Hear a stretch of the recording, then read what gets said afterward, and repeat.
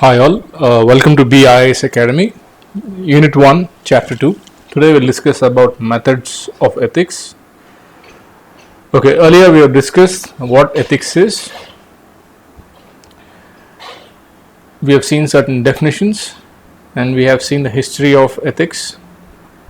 So ethics can be defined as a systematic study. Under this systematic study, human actions are seen from a point of view of them being right or wrong, which are used as a means to attain ultimate happiness. That is ethics.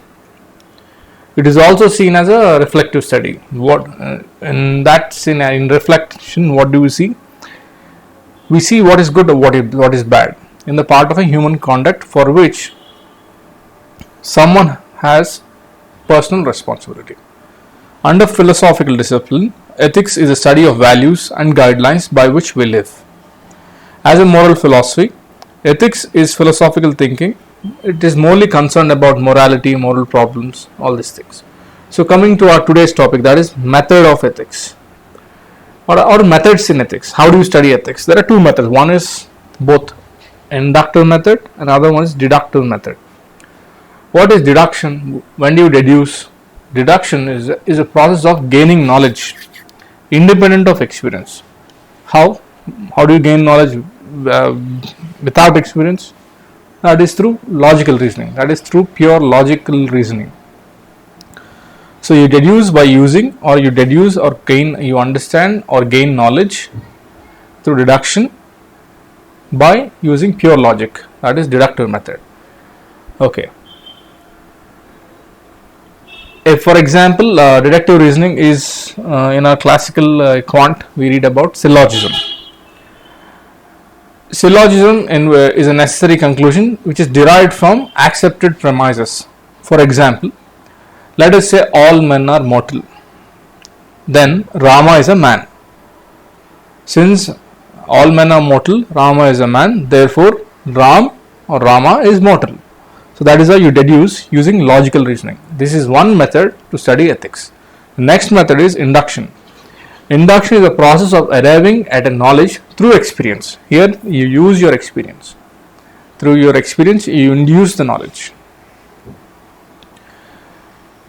For instance, for example, the number of ravens, or let's say crows. There are a number of crows have been observed that they are black in color. For example, you have observed that all crows are black in color. And you have never encountered a crow that is black, that is not black. So what will you infer? What was your experience? You will say all crows are black. That is your induction. That is your inductive reference, or that is your inducive method. So this method is used to study ethics. There are two methods which are used to study ethics. That is inductive method and deductive method. You deduce by using logical reasoning. You induce by your experience. So these are the things. Okay. So now let's look at different approaches to study ethics. What are the different approaches? There are basically four different approaches to study ethics. They are grouped under normative ethic approaches, and other one is non-normative approaches. What is a norm? Norm is a principle or a guideline. Under normative approach, there is general normative ethics and applied ethics. Under non-normative approaches, there are descriptive ethics and meta-ethics. For your UPSC, there is no particular reason to remember the types or approaches. You have to understand, you have to infer the concept behind these ethics, and you have to use the concept or the understanding or the analysis in your answers or in your interviews. Okay, but still let's try to understand the concepts here. How many approaches are there? Basically there are four, that is descriptive ethics, meta-ethics, which are grouped together called non-normative ethics or approaches. And another one is general normative ethics, applied ethics, which fall under normative approaches. Okay, now let's start with the non-normative approaches. What are they? What is this approach? This approach examines morality without concern for making judgments. Or I'll put it in another word. This non-normative approach examines morality without concern of what is morally right or wrong. Did you understand? They do not take any moral position regarding moral issues. The normative approaches instead make judgments.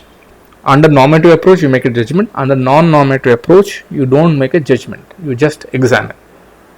Okay. The descriptive ethics describes and sometimes try to explain the moral and ethical practices and beliefs of certain societies and cultures.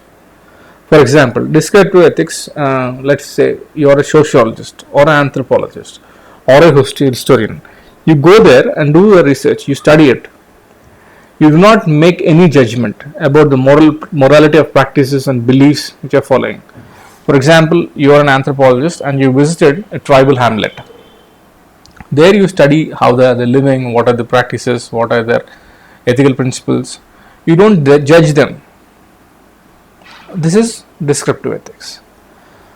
Whereas in meta ethics, which is focuses on the analysis, it analyzes what? It analyzes the meanings of central terms used in ethical reasoning and decision making. It simply put, it tries to answer questions of a certain meaning. Okay. Then we have seen the methods of ethics. Then we have seen different approaches to ethics, and then the third one is division of ethics. Ethics is in general is divided into general ethics and special ethics. What is general ethics? General ethics talks about nature of moral activity or foundation of morality. What is the end of morality?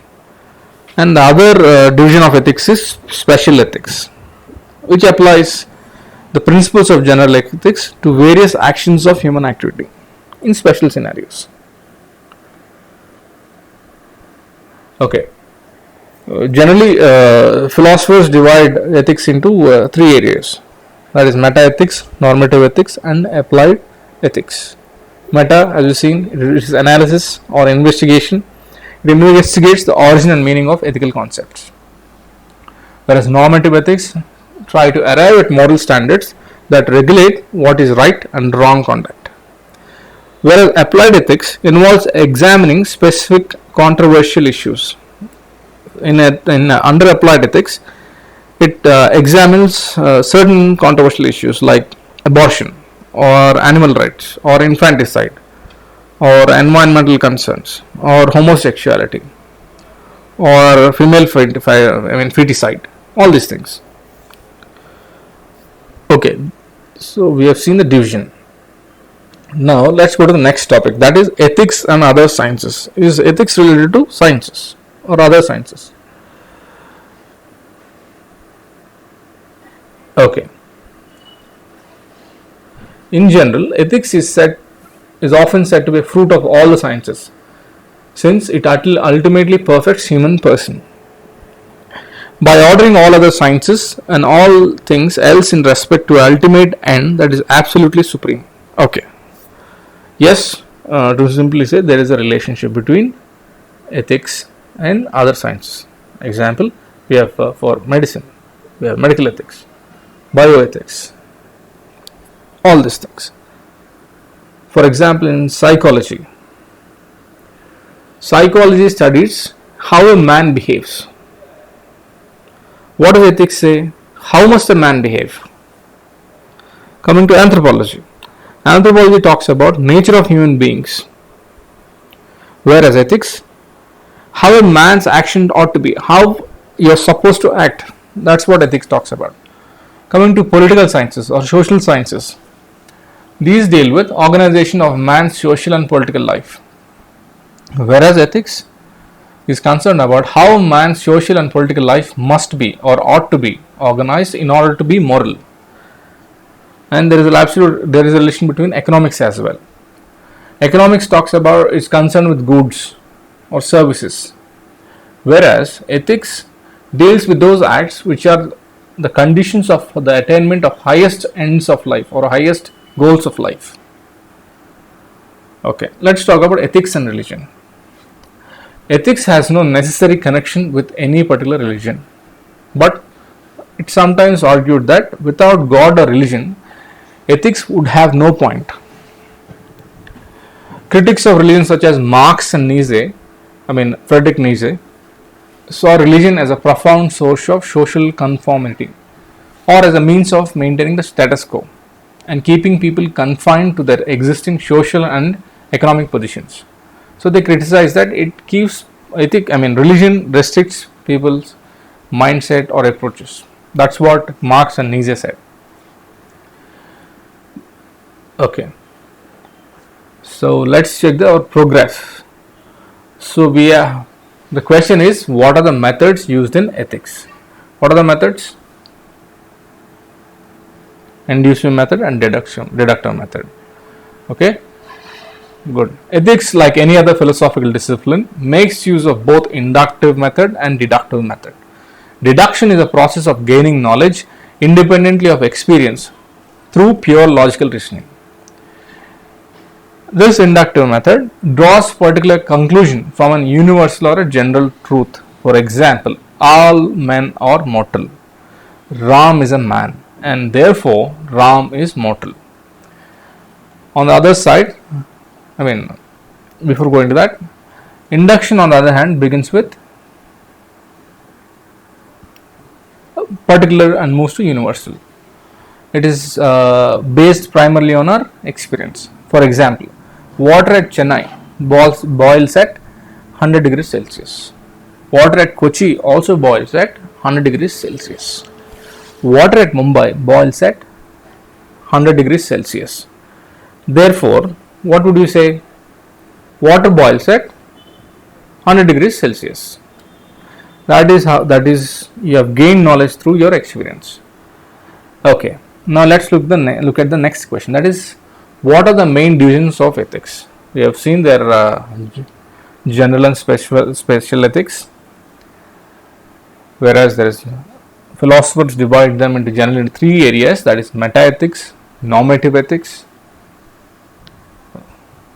What is metaethics concerned with? It investigates or analyzes the origin and meaning of ethical concepts. Next one is normative ethics. It tries to analyze and arrive at moral standards that regulate what is right and wrong. And the third one is applied ethics. It is used in examining specific controversial issues like ecological problems, abortion, infanticide, female feticide. It is applied to study controversial issues. Okay, with this we'll end our today's lecture. In next class we'll continue about the importance of studying ethics. Okay, if you need any help or guidance, you can mail us to biasacademy@gmail.com. Thank you and have a good day.